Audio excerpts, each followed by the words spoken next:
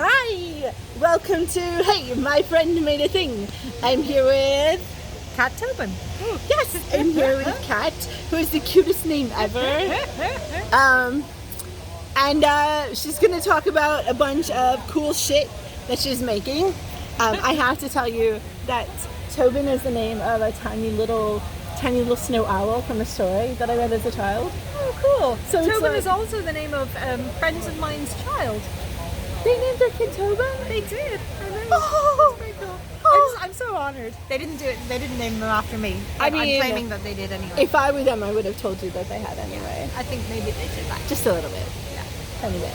Yeah. So, Kat is here and gave a very lovely speech at the awards tonight, despite being flustered.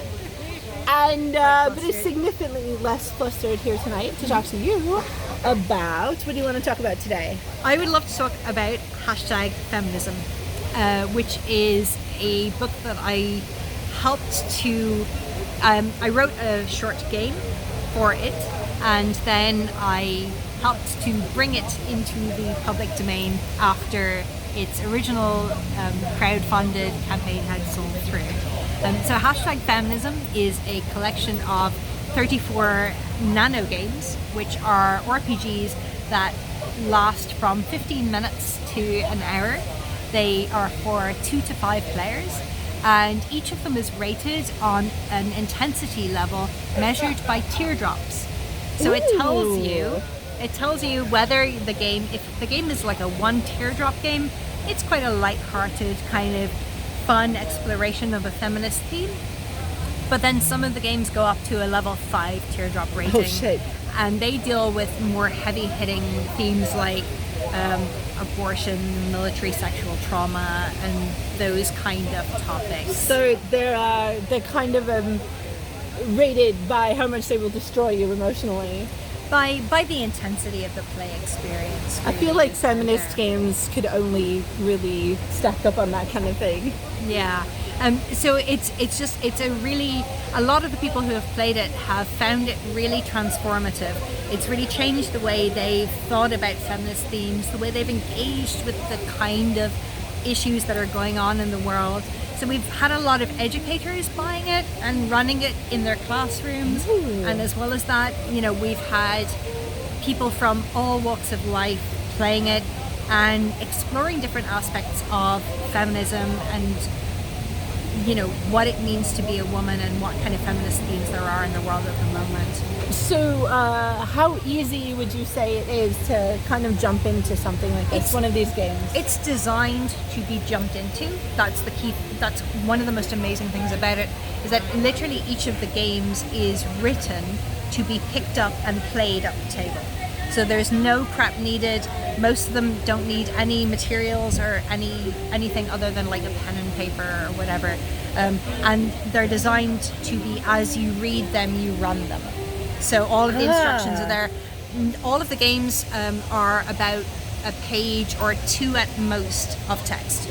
That's it. That's the whole game. Oh, that's fantastic. Right? So you can, again, so we've run a lot of kind of samplers of it at conventions. Mm-hmm. And where people just go, I want to play that game, and you can just pick it up and run it. I've run and played most of the games in the collection, and they all stand really high up there as really like powerful and explosive explorations of all of these And were themes. all these games written by different people? They were. So they were written by 34 feminists from around the world. So from fantastic. a lot of the writers, the collection originated with a woman called Lizzie Stark coming to a Danish festival, or a Danish games convention called Festival. This is so cool. In Denmark, and wanting to bring more games written by women to the convention, and coming up with the idea of pulling together this anthology, can't speak, collating an anthology of games, largely written by women, but entirely written by feminists. About contemporary feminist themes. So, Yeah, so it's wow. it's bringing people from, and one of the writers is from Brazil. There's a lot of writers like me from Europe. Yeah. A lot of writers based in North America as well. You know, some big names that you'd recognize from RPGs. What are some of these big names? Well, like Jason Morningstar, he's pretty big, I hear. I mean, Yeah, I think- I've never heard of the guy. Who I is? don't know. He had a game like I don't know. Debacle or something. Like Yeah, red cover, I mean, something like that. Super So he's obscure. You pretty probably haven't heard of it. Yeah, I don't know. It's like a niche indie. Oh, story very game niche. thing, yeah. So I don't know if you'd have heard of it, but like he's. I don't know. I'll have to Google it. Some people have said that he's big. That's what I've heard. So All right, audience, find out if Jason Morningstar is anybody. Google Jason. Google Jason. Yes, definitely do that. Yeah. So, who are? Tell us about one or two of these tiny little games and why they're so explosively rad. I would love to do that. I keep looking at the wrong part of the camera, It's- so I'm yeah, the sorry. camera's right I'm sorry here. if I'm being like, oh, like, Oh oh, my what's over God. here? I just shoved my finger in front of it. So one of the games that I usually use when I'm talking to people about what the kind of games are is called the Vuva Escape, right? The Vulva's game. Vulva's game. And the idea of it is Okay. that you set a timer for like 1 minute or 5 minutes, and you just replace as many film title words with the word vulvas as you can. Oh, so shit. like Dancing with Vulvas, The Lord of the Vulvas, right? The Last Vulva, right? Game of Vulvas. Game of Vulvas, there we go, that's exactly it. And you just like, you try and come up with as many different film titles using the word vulvas as you can. Space Vulvas. Space Vulvas, there we go, right? It's brilliant. You set the man. timer. It's a total laugh fest. It's one of the like 1 teardrop rated games, right? Because everyone just ends up laughing.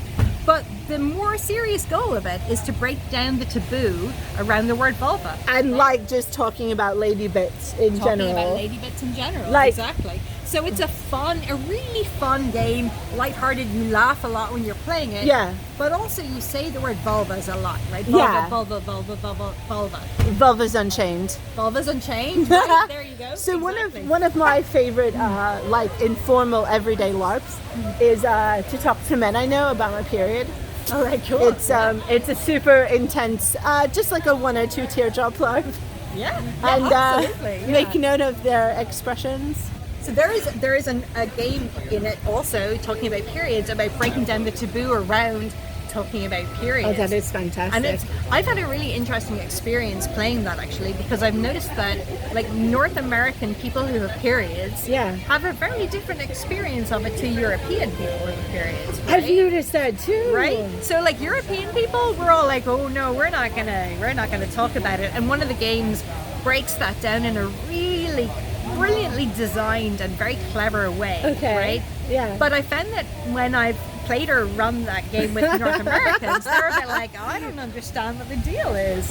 And it's Yeah, like, let's wow, just talk about it. Yeah, but it's one of the But you switch it around and you try to get North Americans to talk about their body hair. right. And Oh. suddenly they're like, no, that's gross. Being a biological creature and a woman, you can't have That's body really hair. interesting. You should write a game about women and body hair in North America.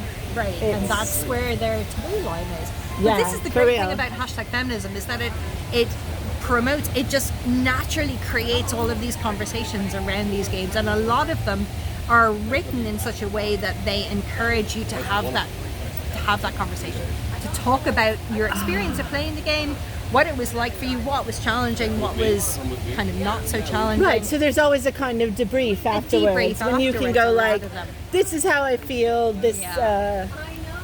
so Like- have you had anyone that played too many teardrops that couldn't handle it, or is it always kind of like liberating in a way?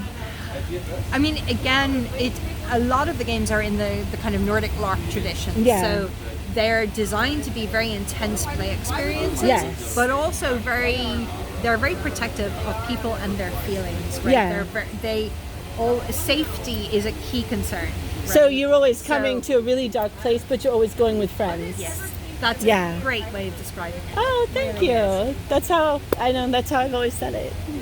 I Like, that. let's go into the deep dark forest of femininity together and like, Together.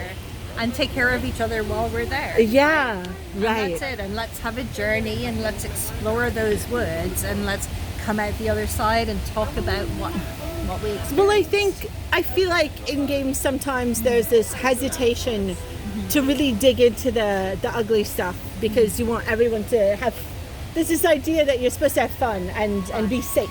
Right. But a lot of the really transformative experiences of my life were drastically unsafe. And they wouldn't have been as amazing if they had been.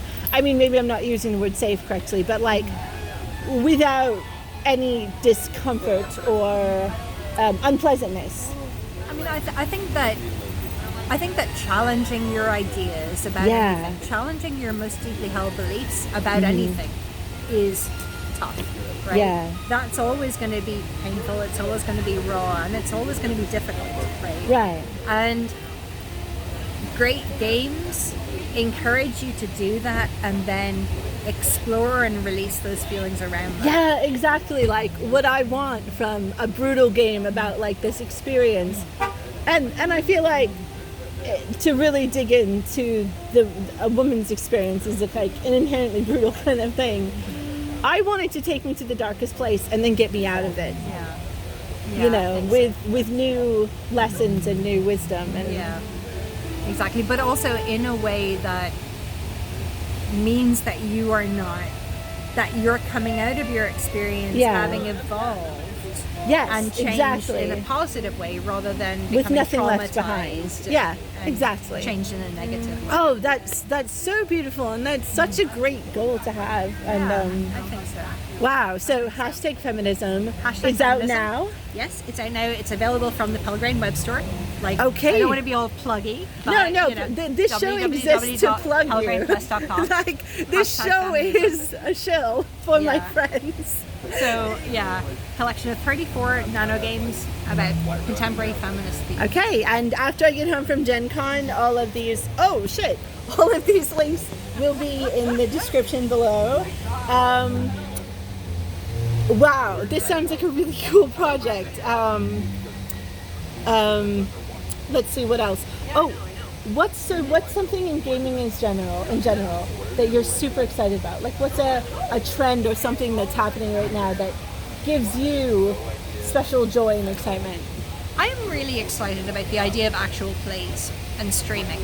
Oh, because yeah. I think that it's really making role-playing accessible to people that it wouldn't otherwise be accessible to. Right, because like the internet, like a lot of people have access to the internet, and where they might not have access to a GM, they now have access to a demonstration of how to play a role-playing game. Do you think it's valid to participate in games as a watcher? Or is that like a step on the road to... I mean, I love games.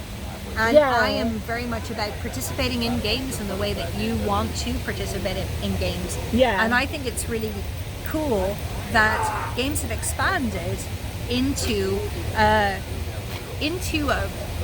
situation or an environment where there are now other opportunities available apart from playing. So you don't need to be playing the games, you don't need to be running the games. You can now participate in the games in a different way. So even if you don't have a lot of people in your local scene, right, you can still or go online and find some people. You know, things like Roll20 and Discord and all the VTT tools and stuff like that. So what's especially interesting to me is sometimes designers aren't perfect and our rules make no sense. Or sometimes we write rules with the assumption that these people have years of knowing what role initiative means and what a pool means and just all of these things. There's this